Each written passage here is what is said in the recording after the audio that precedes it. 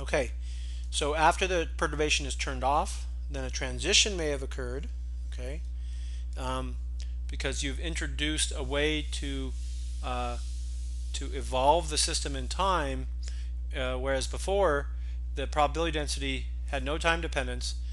When you turn on the perturbation, since the system is then not in an eigenstate of the perturbed Hamiltonian, then it will evolve in time. The probability density will then depend on time, and then when you turn off the perturbation, then the system will be in general in a different state.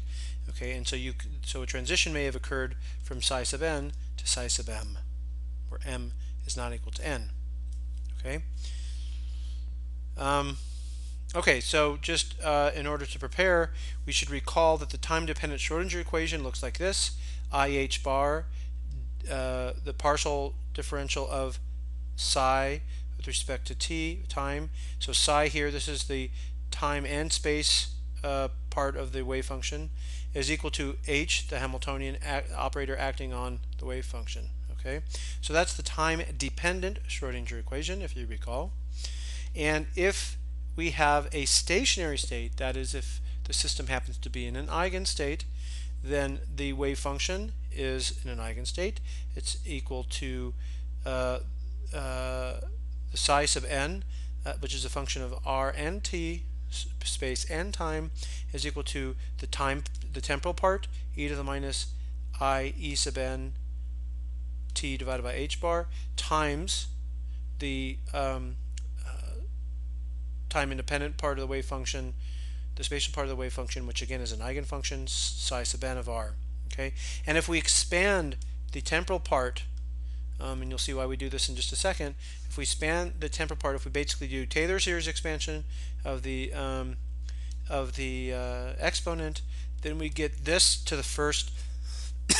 The first three terms are 1 minus I e sub n t over h bar minus e n squared t squared over 2h bar squared plus etc. etc. Okay, so to second order in time, that means that time appears to the second order. This is the expansion of the exponent, and then of course that's multiplying the eigenfunction, the eigenstate psi sub n, the spatial part of the wave function. Okay, now if we have a superposition state, okay, then the wave function is now a superposition of eigenstates, where the Cn coefficients are as we found before. These basically tell you how much of each one of the eigenstates is in the mix. Okay, so we sum over all possible states, and we have these coefficients. So the coefficients, whatever the coefficients are, that determines how much of that particular eigenstate contributes to psi. And each term in this sum will evolve according to its in time according to its energy, because we see the energy comes in to the expansion, and the energy appears explicitly in the exponent in the time component, temporal part of the wave function. Okay, so and so that's so when we have a stationary state, we get this. When we have a superposition state, we get a superposition of those eigenstates. Okay.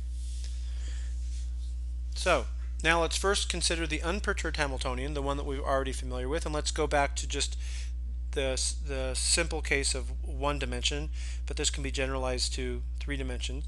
Excuse me, if you like. But we can learn all the physics with just going just with 1 dimension. So the unperturbed Hamiltonian, which we're now going to give a subscript 0 or not, because we want to indicate that this is the unperturbed case, or the unperturbed part of the Hamiltonian, is equal to minus h bar squared over 2m, the second partial derivative of the with respect to x, that is the spatial dimension, plus the time-independent potential energy term u of x. Okay, and this Hamiltonian basically describes a system in the state psi sub n. Okay, so if you apply this Hamiltonian to a wave function, to an eigenfunction psi sub n, you'll get the energy of that state multiplying by psi sub n. That's just a number, and the total wave function is just that eigenfunction